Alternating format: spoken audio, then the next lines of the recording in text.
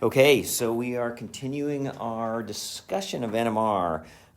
We went through some theory, we went through some pulse sequences, and we started through the types of information that we can gain from NMR. So we talked about the integration, we talked about chemical shifts, and so now what we need to do is talk about splitting. Okay, and once we've done that, and then we've covered the bases, we can start doing homework sets.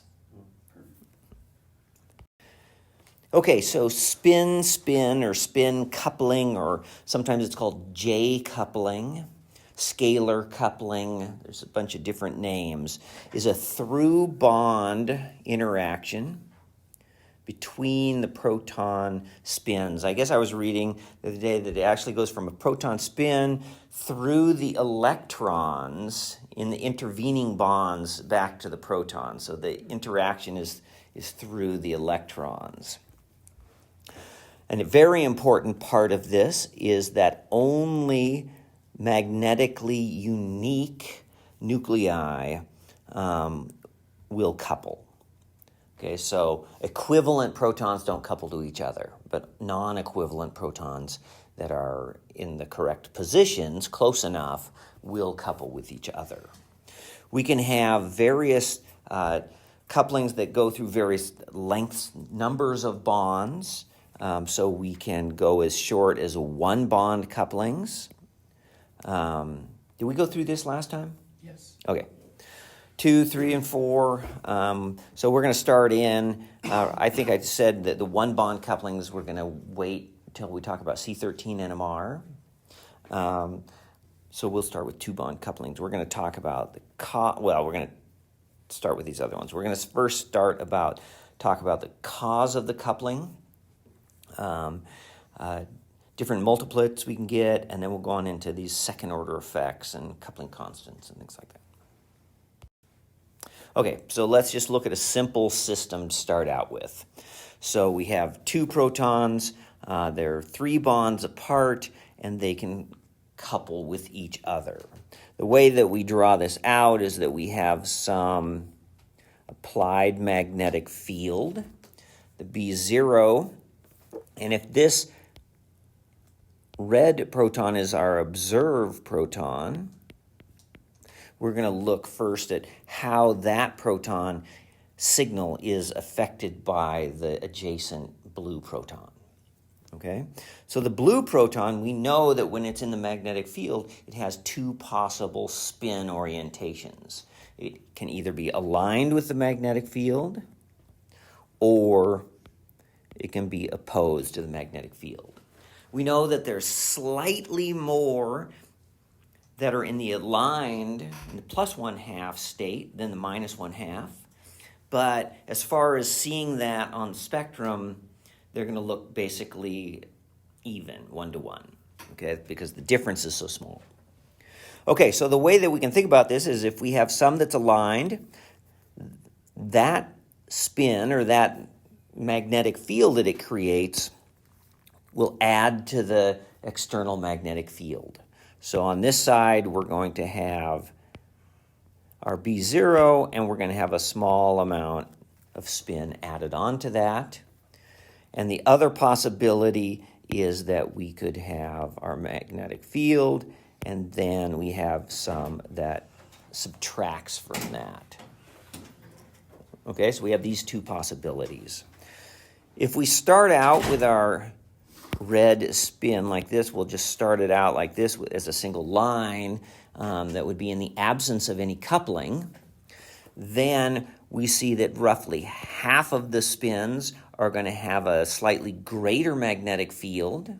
Okay, so this is an increased magnetic field, increased slightly. Right? And so if it's an increased magnetic field, then that means that the energy gap is bigger, and so the frequency of the radio wave has to be bigger to match that. Right? So we're going to see a slight shift to a higher frequency. So we're going to get a peak like this. The other one over here is going to subtract, so this has a decreased magnetic field,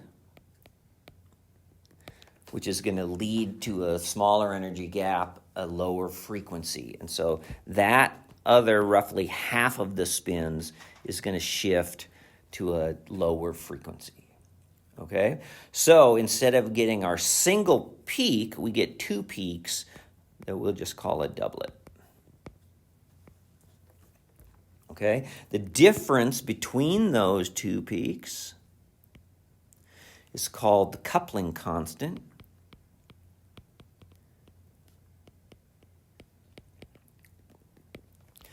And we measure that usually in hertz.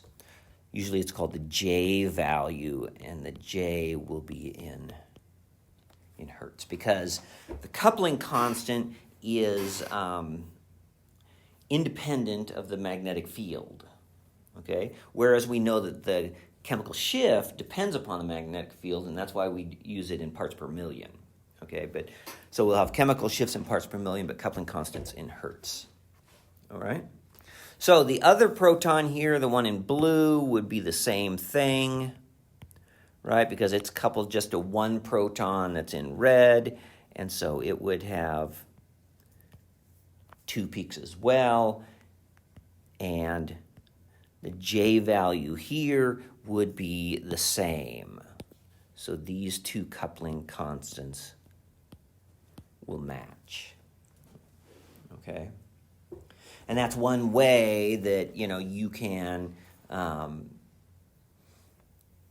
of confirm that two protons are coupling with each other, is if their coupling constant matches, okay?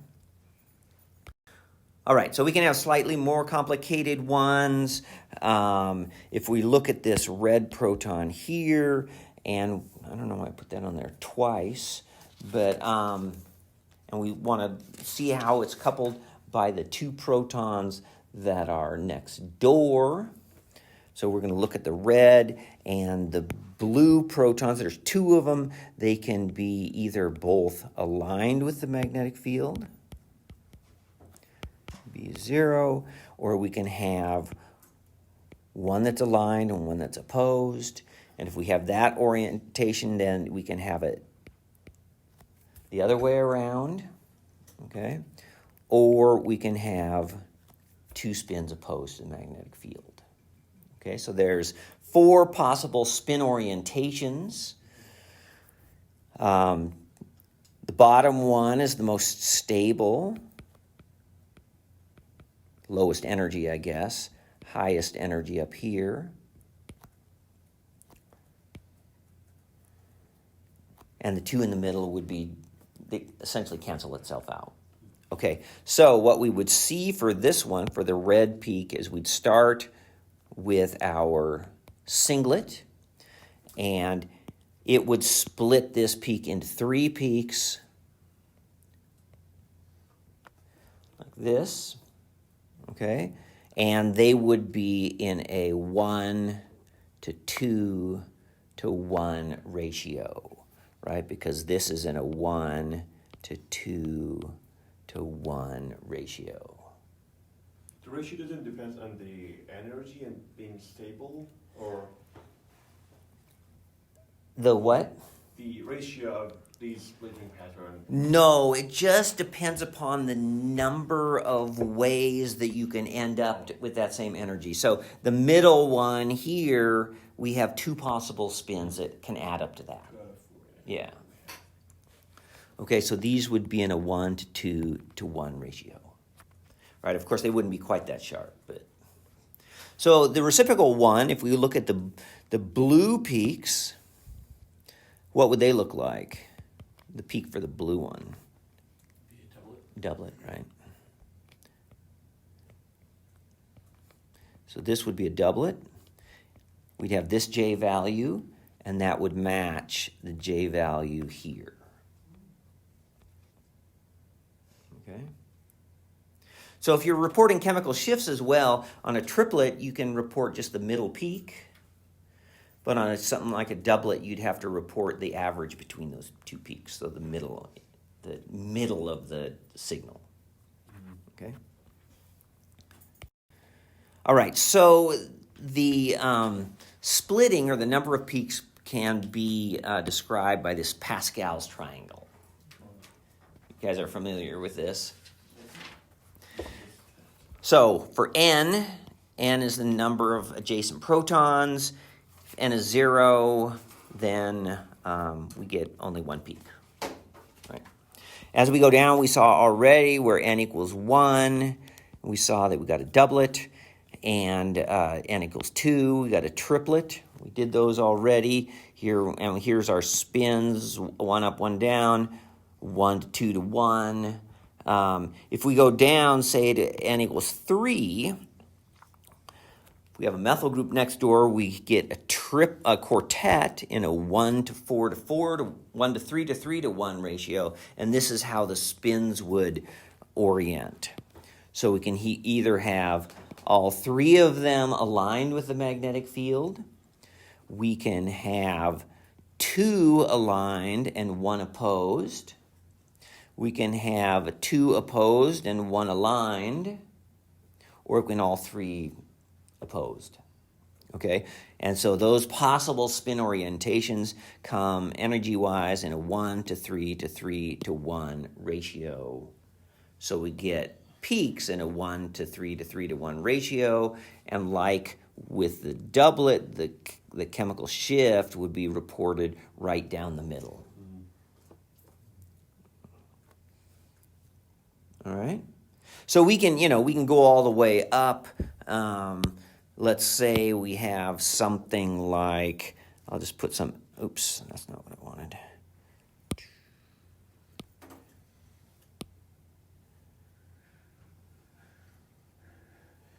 Some like X group here, and we have an H here, and a CH3, and a CH3 like this, right? So if these 2 methyl groups are equivalent, then we can just say we have n equals 6. Over here, 6 plus 1 should give us 7 peaks, the septet, and they should be in a 1 to 6 to 15 to 20 to 15 to 6 to 1 ratio, ideally. Okay?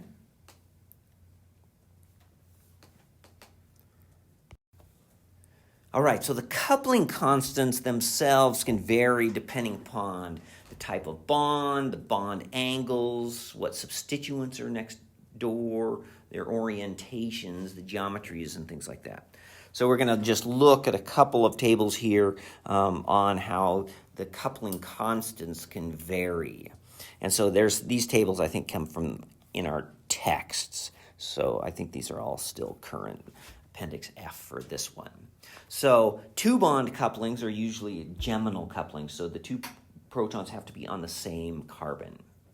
Okay, so in order for those protons to couple to each other, they have to be non-equivalent, right? So they have to be diastereotopic.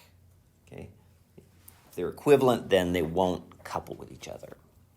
So the range here can go from 0 to 30. And so let's call this is kind of an absolute value. But it's, that's on this one. Typically between 12 and 15. Okay, but it depends upon the bond angle between the hydrogen-carbon hydrogen. Let's see, I didn't want that to do that.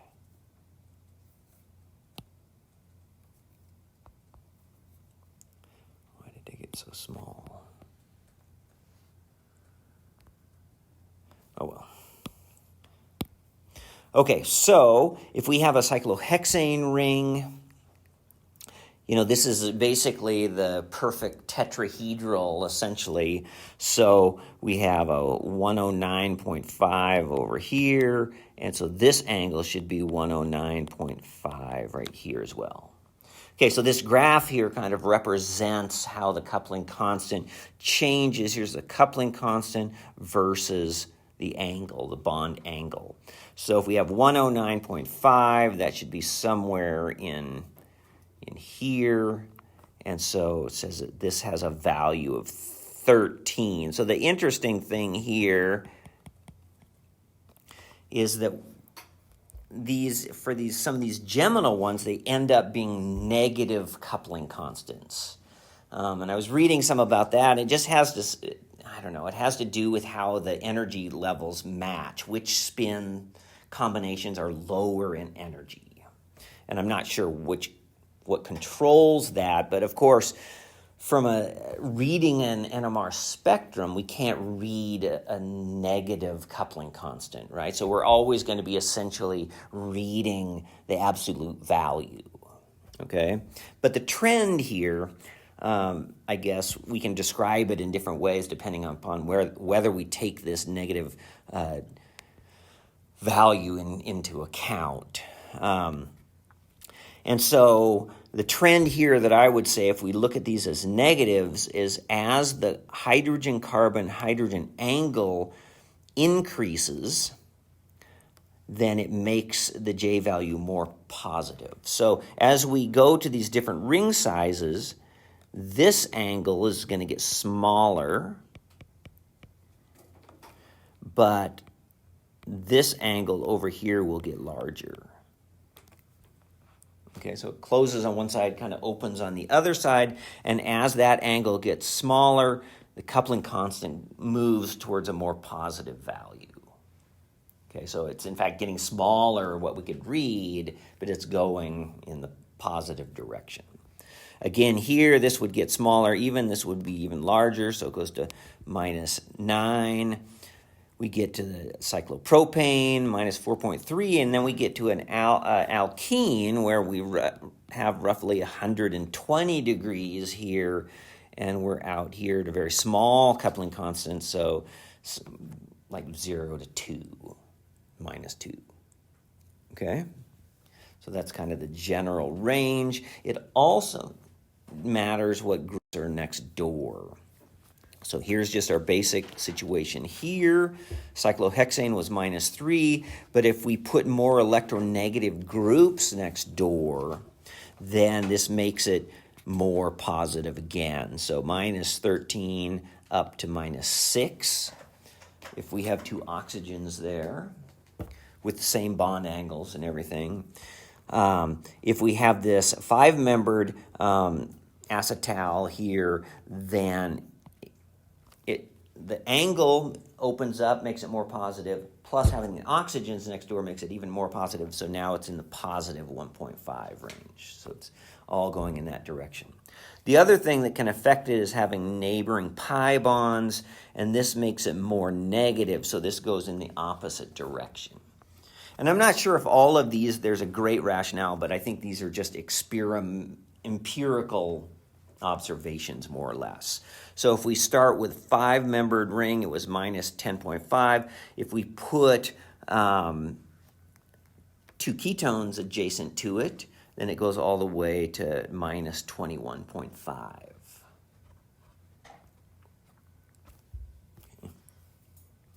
So, you could, I guess you wouldn't be fooled, you wouldn't have a hard time telling those two compounds apart. But there are situations where you might be able to solve between two possible structures just by measuring the size of a coupling constant or something. All right, so 3-bond couplings are called vicinal couplings. And if they are on sp3 hybridized carbons, then the size of those coupling constants are primarily controlled by the dihedral angle. Okay, so it's the angle between these two, and if we look at it in this Newman projection, so it would be this angle right here. This is the dihedral angle. Okay, the coupling constant is going to be the biggest when there's a better overlap between the orbitals, and so that would be when they are in the same plane. Okay, either in the same direction, so essentially eclipsed, or if they're anti. All right, so here's with a 0-degree dihedral angle, has a coupling constant of roughly 8 hertz. Though we don't see that arrangement that often, right? If for sp3, that's kind of a high energy conformation, unless it's really stuck in that position because of some rings or some other structural constraints that hold it in that position. But as we increase the bond angle up close to 90 degrees up here, and the dihedral angle becomes 90 degrees, the orbitals don't overlap well at all, and notice that our coupling constant goes close to 0. So we can have protons on adjacent carbons, and if their angle is close to 0, we might not even see the coupling.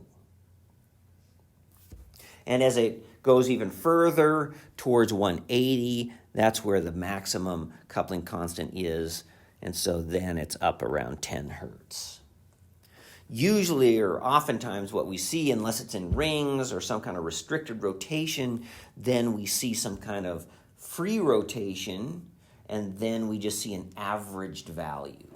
Because if we stop at any point in this, in this conformational range, we'd have different coupling constants, but if it's just spinning faster than we can measure it, so we get an average, which is somewhere in the 6 to 8 hertz. So just in a normal alkane, they're going to be more in that range. Okay? All right, so one place that we can have these types of coupling constants kind of more fixed that can give us more information is if we have them in a cyclohexane ring. And let's imagine, for example, we have some R group over here, maybe that's large, that kind of fixes more in one chair conformation rather than the other, because the big one wants to be equatorial.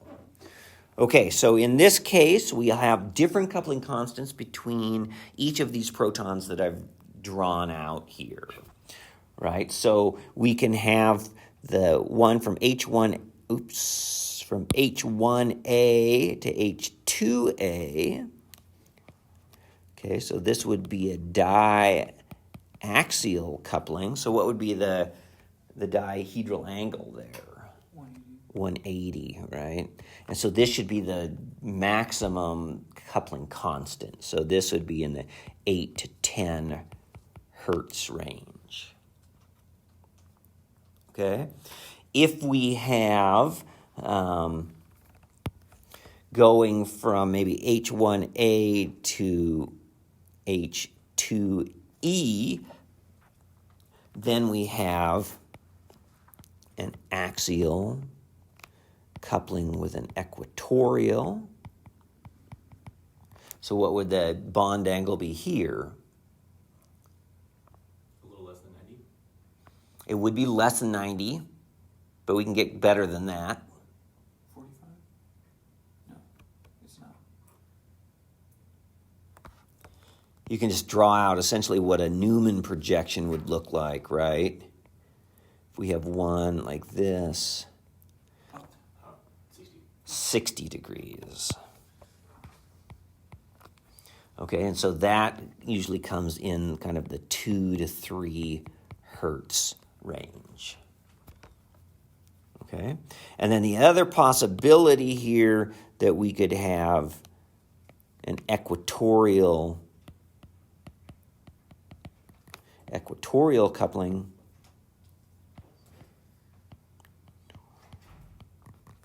And that is usually kind of it's still a 60-degree bond angle, so that's kind of in the same range. Okay, so we'll see some examples in a little bit that, these different coupling constants, if you have a cyclohexane ring with different substituents, can actually help you define the stereochemistry and the relative positions, whether groups are axial or equatorial. Okay, another place where coupling constants can be really important is on alkenes. Okay, so we can have some different couplings here too. So these are sometimes I didn't do this before. If they're a 3-bond coupling, vicinal, we sometimes put a 3 superscripted up there. So if we have the 3-bond coupling between protons 1 and 2, okay, so that's here. So this is essentially a trans coupling, and this is kind of a large coupling constant between 15 and 17 hertz. And if we have that's actually a 2-bond coupling between H1 and H3. We already talked about this coupling because 120-degree bond angle, so it was very small, 0 to 2 hertz. Right, when we were talking about the geminal couplings, we did this one. And then the other possibility here, I could do that. This is geminal. And the other possibility is, say, between H2 and H3. This is a 3-bond coupling now, 2 and 3. And this is usually smaller, like 10 to 13 hertz. Okay, so the place that this can play a big role, say, for example, we have a di-substituted alkene, and we're not sure whether it's a cis or trans double bond. If we can identify the coupling constant between those 2 double bond protons, we can tell the difference between cis and trans. Okay. All right, so the other place here that is important to know a little bit is on, say, benzene ring. We can have different lengths of coupling. The basic vicinal one is between, say, 1 and 3. So this is usually around 8 hertz. Right? And all of these can vary a little bit. They could actually vary just outside of the ranges I have up there too. So that's kind of an ortho coupling. Okay, we could have longer range couplings in these types of systems as well. So we can have H1 to H3. So this would be a 4-bond coupling between 1. Oh, that one wasn't right. This should be a 2. 1 and 3. Okay, and these are usually around 2 hertz. So this is a meta coupling. And you can actually even get couplings sometimes. Para coupling? Yeah, you can. They're very small, though. And so the para would be actually a 5-bond coupling. And these can be something like a half a hertz or something. All right, so generally a coupling so small, you probably wouldn't see it actually splitting the peak. It might have the effect of just broadening it a little bit. But maybe if you start doing some 2-dimensional NMR or something like that, you might be able to see the coupling there, right? Because you don't have to actually see the peaks being split. All right, so one more set of couplings that we can see here sometimes. These are long-range couplings as well, greater than 4 greater bonds. This one is pretty common here. These are allylic couplings. So from a proton on a double bond to a proton on a carbon adjacent the double bond, right? So this is, and that's the allylic position. So this is a 1, 2, 3, J4, and these are usually around 2 hertz. Okay. And the last one that, it depends really upon orientation. And so this is sometimes called a W coupling. And we only see it very much if the protons and the carbon framework line up kind of like in a W shape like this. And I think the reason for it is because we have these orbitals the sp3 hybridized orbitals like this, and they can in fact kind of overlap on the back of the orbital. Okay, so the places we can sometimes see this are like in cyclohexanes. If we have a protons that are 1,3 diequatorial, okay, they kind of line up like this, but let's draw these out, those two. We have axial, let's make this equatorial prime and axial prime. Okay, so if we want to look at the coupling constant between HE and HE prime, this would be the W coupling. This can be up to, say, 1.8 hertz. Okay, but the others are much smaller, so HE, say, to HA, right? So this would be equatorial to axial, maybe 0.4 hertz, and then between the two axial protons, 0.9 hertz. Okay, so I think those are much less common to see. And like when I was just looking at the coupling constants, the diaxial versus axial equatorial, kind of the vicinal coupling constants that I said can sometimes give you stereochemistry or relative orientation of groups. Sometimes this W coupling can do the same thing, because if you see the coupling between two protons that are 3 protons of carbons bonds apart, or no, there's 4 bonds apart, 4 bonds apart, and you know that those protons are there, and that you see a coupling between those, that kind of suggests that they're diequatorial, right? And that whatever substituents might be there would have to be axial then. All right? Okay, so let's draw out some couplings, what we could call complex couplings. So these are situations where we have more than one different coupling constant to a given proton. Okay, so we'll start out by something kind of similar. I don't know why that got small like that. How do I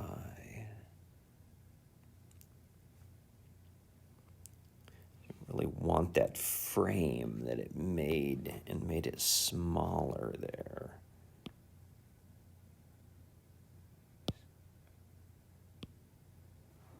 I don't know what I hit to do that. Oh well. Could you do the zoom in and out thing with like 2 fingers? Well, I kind of tried to do that, but it didn't. It was, I don't know. There's got to be a better way that I just hit something that it. Oh well.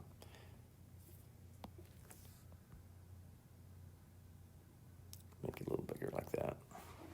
Probably be different on each slide though. Okay, so let's look at something kind of simple here. We're just going to look at an alkene. We'll just put some substituent here. I'm just going to put a nitrile. Oop, there it went back. Whatever I did. We'll put a nitrile here just to fill up a spot. We'll put H1, H2, and H3. Okay, and we'll just pick some kind of standard coupling constants for these different arrangements. So we can say the 3-bond coupling between 1 and 2. So this would be a cis coupling, would be about 10 hertz. Okay, the 3-bond coupling between 1 and 3 is a trans coupling, so it would be bigger. Let's say it's 15 hertz. And between H2 and 3, this is just a 2-bond coupling. This is a small one, is maybe 2 hertz. All right? So when we draw these out where a proton couples to more than one non-equivalent other proton, then we we show one coupling, and then each of the peaks from that first one gets coupled again. Okay, so if we look at H1, we'll draw these kind of as a tree. We start out as a singlet, right, what we would have in the absence of coupling. You can do the couplings in either direction you want. So this is going to have two couplings. It's going to have one to H2 and one to H3. I tend to like to do the biggest coupling first. But you could do the small one first, but the lines you'd see would have to kind of cross over. It gives you the same thing. But so the bigger coupling between H1 and H3 would be 15 hertz. Right? There's just one H3 proton, and so it splits it into a doublet, n plus 1. And then each of these two peaks of the doublet is going to get split again by H2. And these are going to be 10 hertz, so that's going to be 5 hertz on each side here, like this. So this is 10 and 10. Okay, so what we're going to end up with is something like this. Whoop. 4 peaks, all of equal intensity.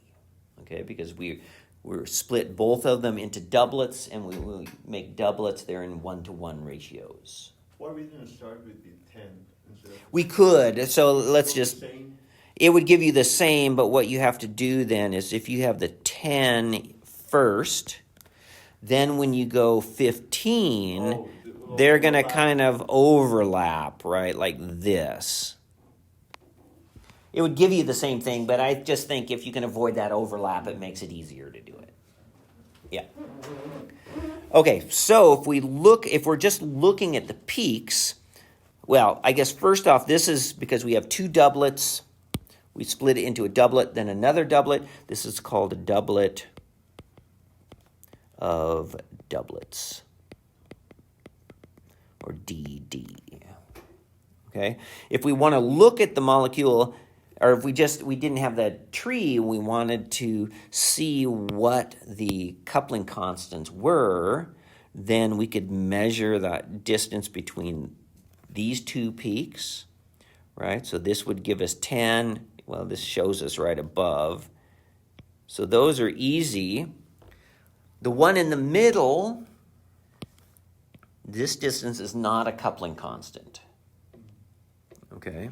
So if we wanted to get the other coupling constant, what we would do is measure the difference between, if we had 2 doublets, between the kind of comparable peaks, so the 2 left peaks or the 2 right peaks. So we could measure from here to here, right? This would be the 15, or we could measure from, no, that's what I just did, from here to here. Oops, this would be 15. Okay? So the 2 left ones are the 2 right ones. All right, so the other ones are going to be somewhat similar, but just different sizes of coupling constants. Okay, so if we look at H2, H2 has 2 couplings. It has one that is 10 hertz, H1 to 2 is 10, and then it has one that's 2. Okay, so again, I'm going to do the big coupling first. I do 10. And then these would each be split by 2. All right, so again, we're going to get a doublet of doublets, but the distances are going to be different, right? So we have this distance here is 2, this one's 2, and the 10 is going to be from the left one to the left one. This is 10. Or the right peak to the right peak. This is 10. Okay? And notice the 10 and the 10, that's the coupling. Because that 10 and 10 match, that shows that those 2 peaks are coupling with each other. Right? And then the last one is going to be kind of the same again, except now it's going to have a 15 hertz. 15 by 2. And so we'd have something like this.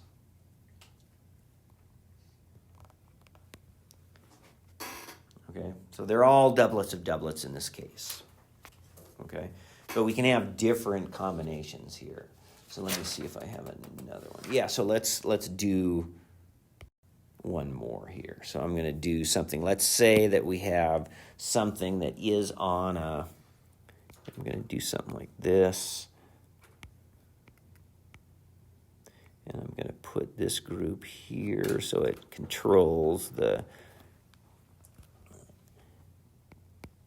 I'm going to put like an OH up here so it controls which chair conformation. It says we've got a 6-membered ring here, so I'm going to draw it like this.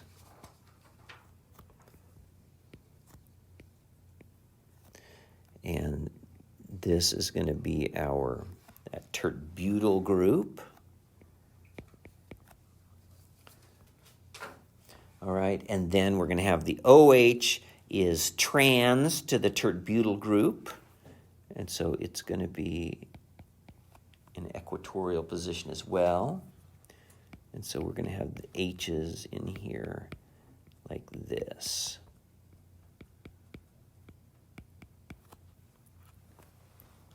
Okay.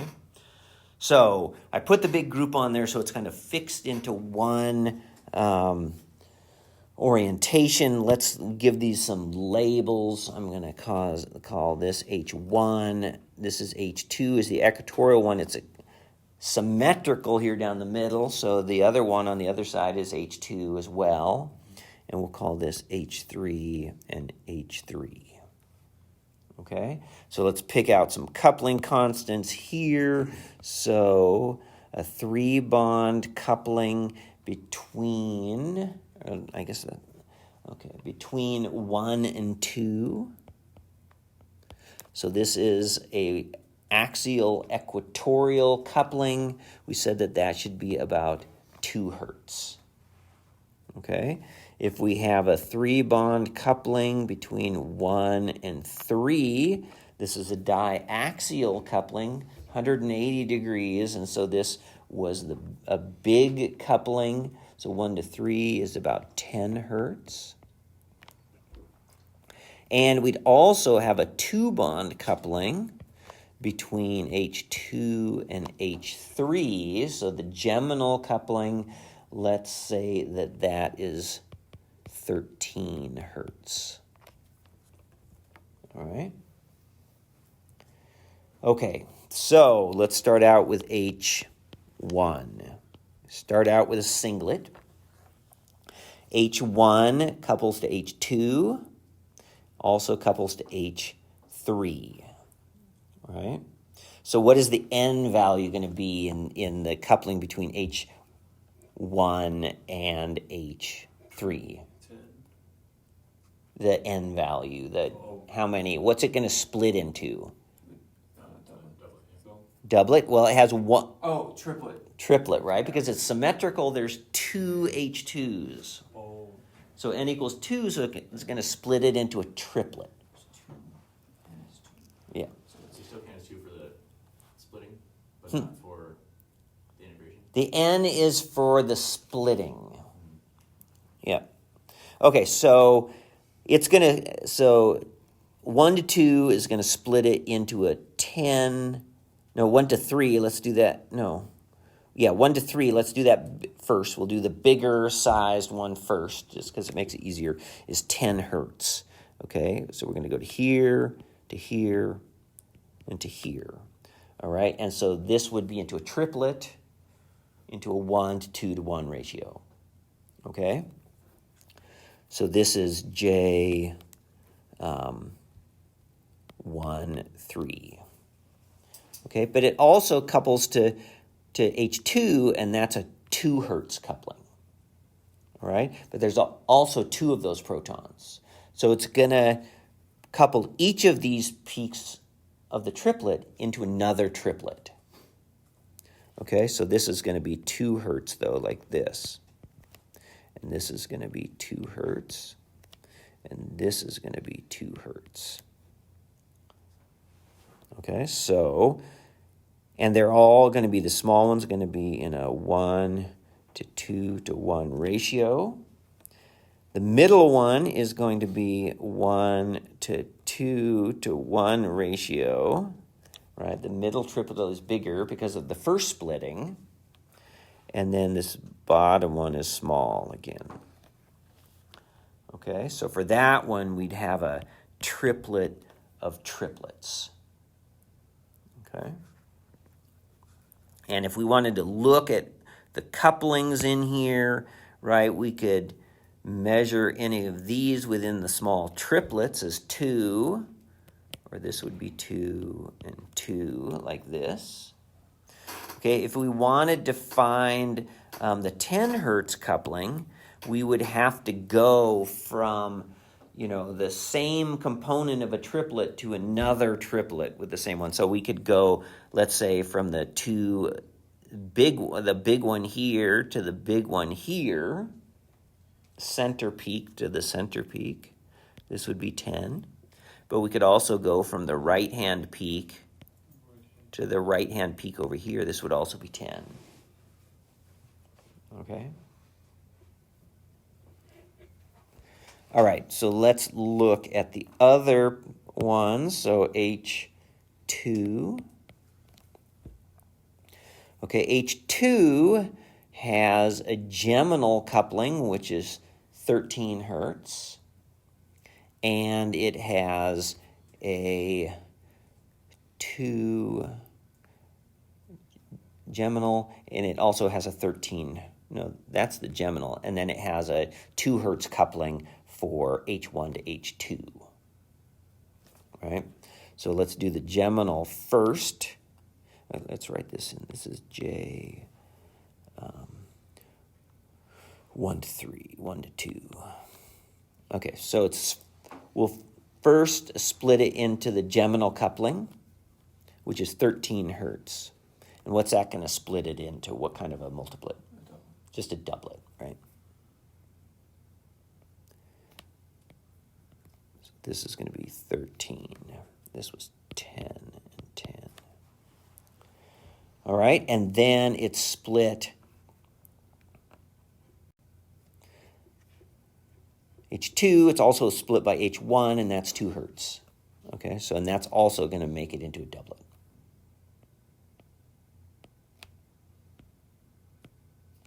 Okay, so H2 would be a doublet of doublets. All right. H3 is going to be also a doublet of doublets, but it's just going to have different couplings. H3 has the large 13 hertz, and then it has a 10 hertz. Okay, so it's going to have, if we do the 13 first, 13, then when we do 5, that's going to come in here, and it meaning we do 10, something like this. So this would be 10 and 10.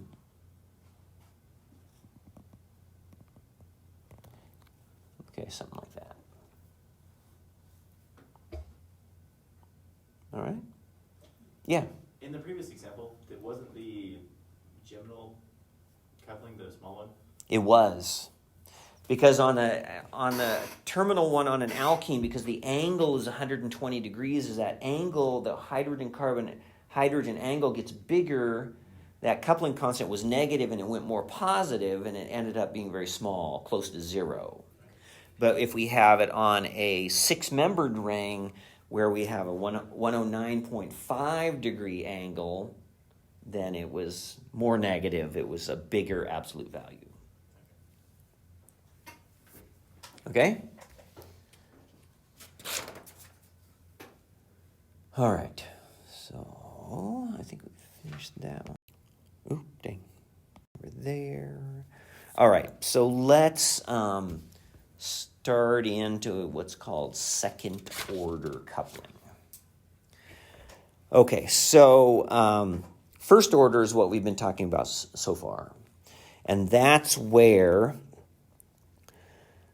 if the difference in frequency between the two peaks divided by the coupling constant, if this is large,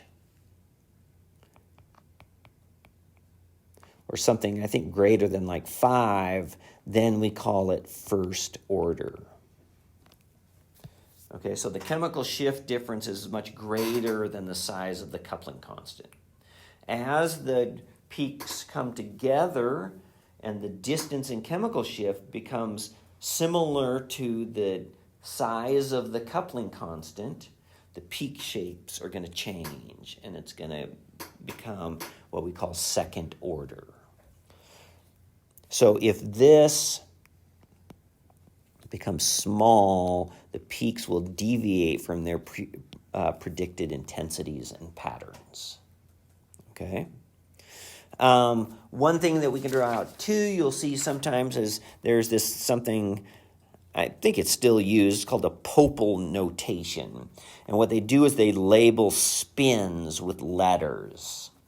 Okay, so for example, here, let's just look at some examples here. If you have two protons that are coupling to each other, if they're far apart, you'd use two letters that are far apart, like an AX spin system. That means we have two spins and their chemical shifts are far apart. If you have two spins and they're close together, you would call it an AB system. Or if we had one proton, let's say we have something like this, one proton here, and you have a CH3 group over here. If their chemical shift were far apart, you could call this something like an AX3.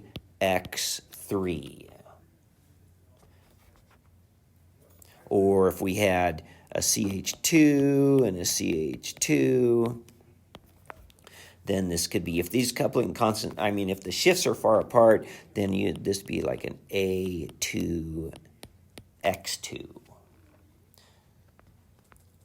Okay, there's just two spins. They have different chemical shifts. If you have three, and sometimes there's one in the middle, you might have something with an M. That would be something that would be in the middle. Okay, so let's look at some examples here.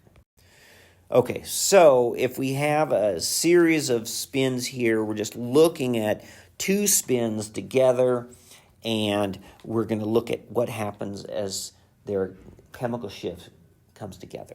Okay, so up here, this delta frequency divided by the J, I think, equals 10. Okay, so essentially the difference in chemical shift is large compared to the size of the coupling constant. And we get largely what's called first order. Though notice these aren't exactly 1-to-1, but they're close to 1-to-1 and 1-to-1. Okay, so this is what we've been talking about when we diagrammed everything else out. But as those coupling constant, or as the chemical shift comes closer together, and say this delta over J is only 5, notice what happens is the inside peak of the two doublets starts to get bigger relative to the outside ones. And I always think about these as if we draw an arrow towards the higher one, then these two doublets are pointing towards each other. Okay, so if you had different multiplets in there, these two doublets should be pointing to their coupling partner. Okay, if it gets even smaller, difference in chemical shift over the J value is only 1.5. Look at it, almost looks like a quartet. Okay, but still it's two doublets, just very second order. If you get even closer, then the outside peaks start to become really very small. And of course, if the difference, if the chemical shift difference is 0, then essentially they're identical and there's no coupling. Yeah. So that would be a doublet of doublets, right? But it's a really huge first one. Yep. No. It would be two separate doublets. Because we have two different this isn't one signal being split into two doublets. This is two different signals, so this is something like H. Oops, dang. Maybe I turned that off. Probably when I went out and back in. Hopefully I started in the beginning. Oh, I did, 55 minutes. Okay, so this is how two spins might change like that. If we have an AX2 system, so that means that we have like one proton coupled to a CH2 over here, and if these have different chemical shifts, right? As they're far apart, we see them first order, a nice triplet and a nice doublet. As they come closer together, they start to slant towards each other. Notice this middle peak of this left one starts to sometimes split into almost looks like a doublet of doublets there. Even closer, then the number of peaks and everything changes as well, and it just doesn't even, you wouldn't even know what the patterns are. And then if it goes down to the difference in chemical shift is 0, then you just get a singlet. Okay? All right. Let's just look at one. This is this isn't really second order. This is just some examples of splittings. This one is nitropropane. We could call this, so of course the assignments, are easy. This would, the one closest to the functional group would be a triplet, right? Because it has a CH2 group next to it, N equals 2. The one in the middle has more complicated, and what we can do when it's just an acyclic chain here, we can just kind of assume that the coupling constants to the CH2 group is roughly the same as the coupling constant to the CH3 group. So we can treat that as having N equals 5. So 5 plus 1, we get 6 peaks over here for that multiplet. Right, so this is like a sextet with 6 peaks. N equals 5. If the coupling constants were different from one side to the other, then we could have something like a triplet of quartets. But it simplifies because if all the coupling constants are the same, here we can draw this out. If we start out, let's say, with a triplet to the CH2 group, and then we are going to, well, let's see, should I do it that way? No, let's do it. I think it'll be easier if we do the quartet first. Oops, oh well. If we split this into a quartet first, and then we split each of those into a triplet of the same coupling constant, then this is going to have one peak that goes straight down, one that goes over here, and one that goes over here. And because those coupling constants are the same, this one will overlap with that, right? Then the next peak would overlap here, would come straight down here and overlap here. This would go over to here, straight down and over to here. This would go over to here, straight down and over to here. Right? And so we end up with 1, 2, 3, 4, 5, 6 peaks. So it's essentially that, if we had a triplet of quartets or a quartet of triplets, we could have up to 12 signals. Right? But it simplifies because the two coupling constants are the same.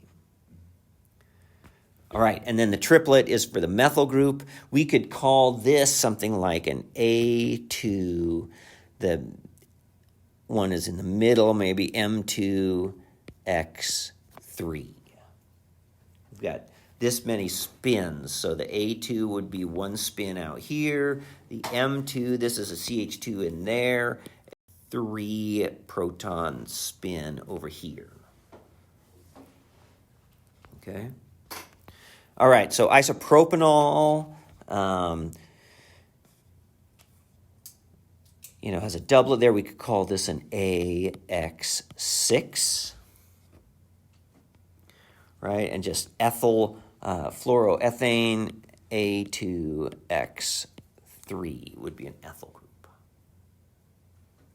Okay? All right. So I want to pause before we go on here. We got a few minutes, and I want to go back to that same website we looked at last time. So let me see. So that was on 1. Here, I'm going to stop the recording for this, 'cause